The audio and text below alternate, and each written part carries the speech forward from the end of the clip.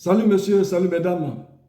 Bienvenue à notre rendu en ce qui concerne la vraie histoire de la région de Dabou, le royaume de Boubouri Agbaye, le royaume des Oyo, appelé ailleurs les Yoruba. Lors de ma dernière émission, j'ai dit que le mot Aladjan était donné à nos voisins par mes ancêtres, les Oyo, et qu'Aladjan veut dire ceux qui habitent en bordure de l'eau. Vous pouvez vérifier cela parce que même les Oyo qui sont au Nigeria, appelés les Yoruba, appellent leurs voisins Aladjan. Tous ceux qui vivent au bord de l'eau sont appelés Aladjan. Vous pouvez aller vérifier cela. Et suite à cette émission, il y a quelqu'un qui a fait une vidéo disant que le nom Aladjan vient de Bodo Ladia. Et que c'est de Bodo Ladia que ce nom-là vient. Je tiens à préciser que là où cette personne a eu ces informations, j'ai lu ce document et c'est suite à ce document que j'ai fait cette précision-là. Parce que je vais restaurer la vérité, l'histoire de cette région. Il a pris ces informations dans l'ouvrage Mémoire d'Obstom numéro 34. L'auteur Marc Auger. Le thème c'est le rivage Aladjan.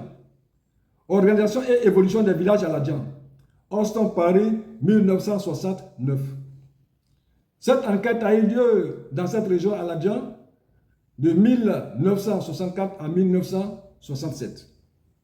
Donc quand nous prenons la page 68, c'est sur cette page-là qu'il a fondé ses déclarations, on prend Grand Jacques, 2 points.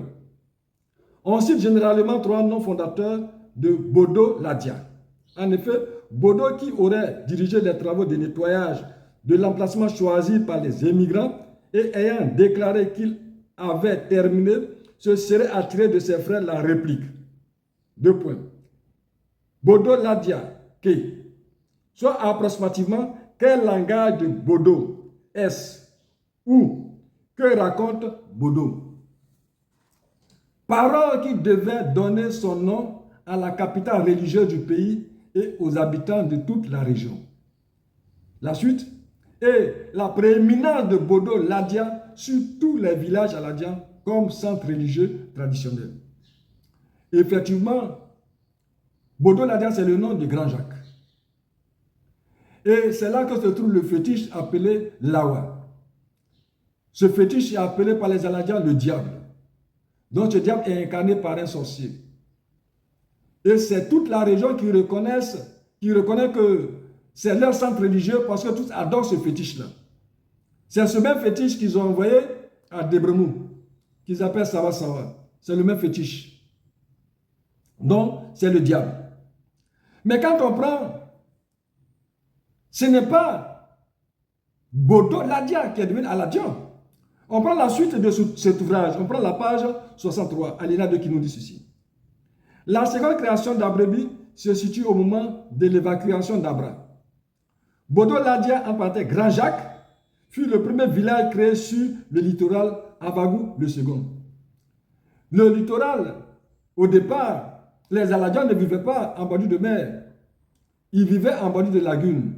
C'est après le génocide de mes parents, les Oyo, de 1853, qu'après cela, seulement, plus tard, bien plus tard, que Grand Jacques a été créé. On prend la page 64, alinéa 1 qui dit ceci. Avagou, 2 points. Avagou aurait été fondé à l'origine après Bodo Ladia. On prend la page 65, alinéa 2 qui dit ceci. Javille. Son nom indigène couramment utilisé est Emokwa. Javille est une francisation de l'anglais Af Jacques, nom donné par les Anglais à Emokwa, pour l'opposer à Bodo Ladia, Big Jacques, c'est-à-dire que Grand Jacques. On prend la page 67, alinéa, dernier alinéa qui nous dit ceci. Grand Jacques, 2 points. On cite généralement 3 noms d'anciens fondateurs de Bodo Ladia. Donc on voit ici que Grand Jacques, son nom indigène, c'est Bodo Ladia. Ça n'a rien à voir avec le nom Aladjan qui a été donné par mes ancêtres. Ce professeur disait dans l'une de ses émissions que les Aladiens, leur nom indigène, c'est Abrem Debremou. Et il a pris même comme témoin les habitants d'Adiaké, les Bétibé, aussi les Haïzis, aussi, leurs voisins qui les appelaient Abrem, qui les appellent Abrem. Donc avant de venir dans cette région, ils avaient une appellation, ils avaient leur ethnonyme, qui est une référence identitaire de ce peuple-là. Et ceux qui ont donné ce nom à Aladjan, je réitère que c'est mes parents qui ont donné ce nom à Aladjan. Les Aladjans font croire que c'est eux qui sont les premiers habitants de cette région, y compris sur le littoral et dans cette région qu'on appelle aujourd'hui la région de Dabou. Je précise que l'enquête socio-économique diligentée par la France en 1840 limite le ressort territorial des Aladjans que sur le littoral, entre la mer et la lagune de Brié. Et que cet espace appelé aujourd'hui la région de Dabou était exclusivement habité par une population, un peuple qu'ils appelaient les Boubouri.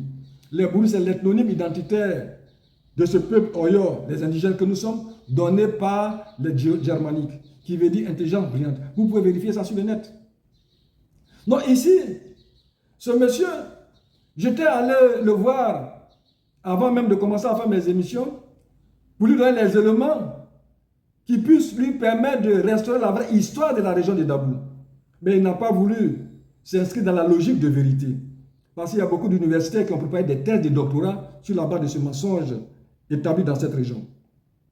Et il a fait une vidéo disant que Grand Boubouri serait la déformation du nom Broubrou. Et que ceux qui ont peuplé cet espace appelé aujourd'hui Grand Boubouri sont originaires de Broubrou. Je tiens à préciser aussi que où on trouvait d'abord le nom Boubouri, c'est un Boubouri Agbaye qui existe aujourd'hui. Donc si on parle de Grand Boubouri, ce qui veut dire qu'il y a un autre Boubouri qui est là. Donc à dire aussi que la capitale de mes ancêtres est fondée par les habitants venus de Broubrou.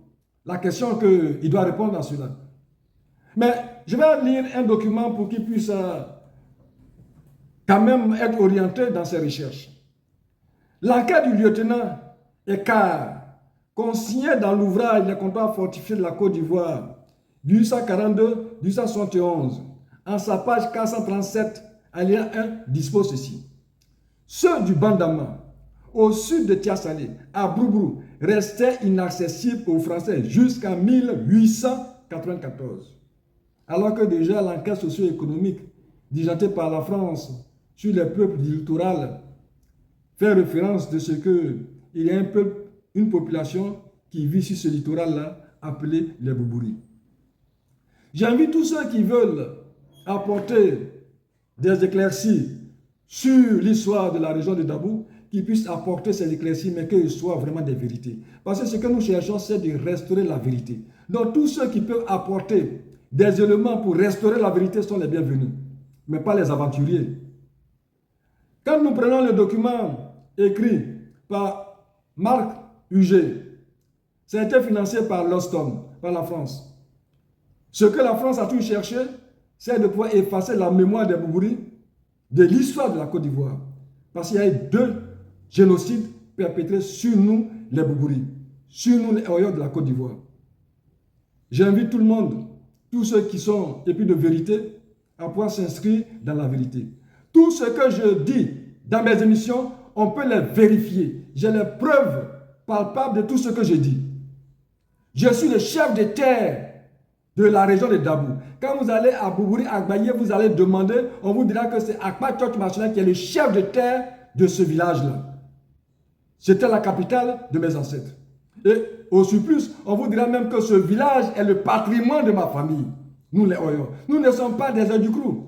Et si nous sommes les Oyo et que nous sommes chefs de terre, dans aucun village de cette région, vous allez entendre parler de chef de terre. Je suis la seule personne, à mon absence, qui fut déclarée chef de terre. Je vous remercie. Je ne suis pas en cas de sensation. Je ne suis pas un cyber-activiste. Je suis là pour restaurer une vérité historique. Que le Seigneur nous bénisse.